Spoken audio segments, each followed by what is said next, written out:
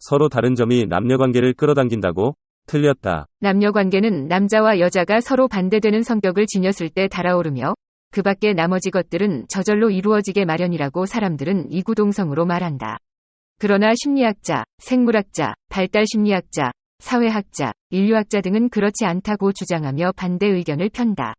그들은 유유상종이라고 주장한다. 이 연구가들은 그 이유에 대해 각자의 전공 분야에 따라 상이한 설명을 내놓는다. 이와 같이 학자들은 사람들이 비슷한 출신 성분을 가진 경우에 서로 끌린다는 데에 일치된 의견을 보인다. 분명 자신이 태어나고 자란 가정환경과 비슷한 분위기에 다른 가족 세계에 합류한다는 것은 누구에게나 중요한 일이다. 여기에는 관습, 형제자매의 역할 등 여러 가지 요인들이 영향을 미친다.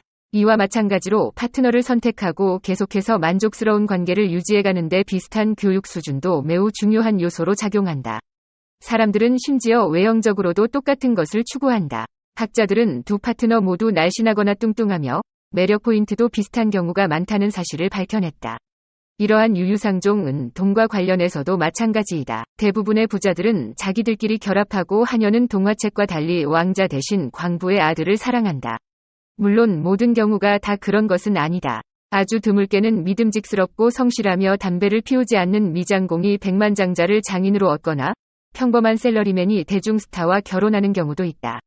그러나 대부분의 사람들은 자신들의 시장 가치를 제대로 알고 있으며 자신들의 능력을 현실적으로 평가한다. 민스터 대학의 심리학자인 베르너 랑엔탈러와 레기나 마이보름은 한 연구에서 다음과 같은 이론을 증명했다.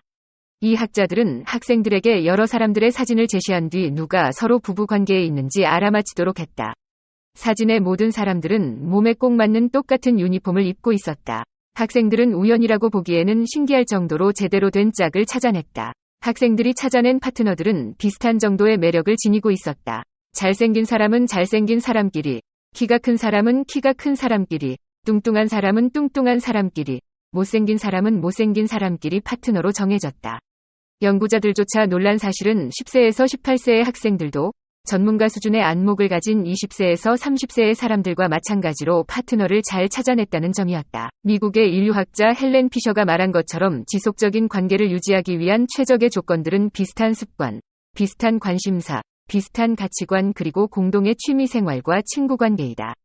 심리학자들이 강조하는 바에 따르면 관계를 지속적으로 유지하기 위해 중요한 것은 파트너들이 서로에게 얼마나 잘 적응하느냐 하는 것과 상대방을 대하는 과정에서 다툴 수 있는 여지들을 극복하며 얼마나 상대방의 말을 경청하고 서로를 납득시키려고 노력하느냐는 점이다. 타협하는 태도가 없으면 사랑의 끈은 쉽게 끊어진다. 사랑에 빠진 사람의 심장이 두근거리는 현상은 일부 발달 심리학자들이 말하는 것처럼 뇌 속에 이미 정해져 있는 사랑 티켓 때문이거나 최근에 생물학자들이 밝혀냈듯이 몸에서 풍겨나는 특이한 향기 때문만은 아니다. 그러나 그러한 상황을 연구하는 학자들 역시 사람들이 자신의 의지와 상관없이 사랑에 빠지는 현상을 완전하게 설명할 수 없음을 인정한다. 사랑에는 복합적이고 따로 떼어내어 설명할 수 없는 원인들이 작용하고 있기 때문이다. 따라서 사랑에 빠지는 현상은 우리가 설명할 수 없는 어떤 특별한 원인에 의해 자연 발생적으로 일어나는 것이라고 해도 좋을 것이다. 그렇지 않다면 상대방에게 특별한 호감을 가진 사람은 누구나 사랑에 빠져야 하기 때문이다. 때때로 이성적으로 도저히 이해할 수 없으며 다른 사람들이 보기에는 너무나 어울리지 않는 사람과 급속히 사랑에 빠지게 되는 경우를 보게 된다. 가정문제 상담가인 위르크 빌리는 이러한 상황에 대해 다음과 같이 설명한다. 두 사람의 파트너가 서로 오랫동안 갈망해온 것들을 실현할 수 있는 새로운 삶의 공간으로 나아가려는 희망으로 충만해 있을 때에만 초기에 타오른 사랑의 불꽃이 다음 단계로 번져갈 수 있다는 것이다. 그것이 바로 각자 개별적인 삶을 살아온 두 사람 사이의 유일하고 결코 반복될 수 없는 진정한 만남인 것이다.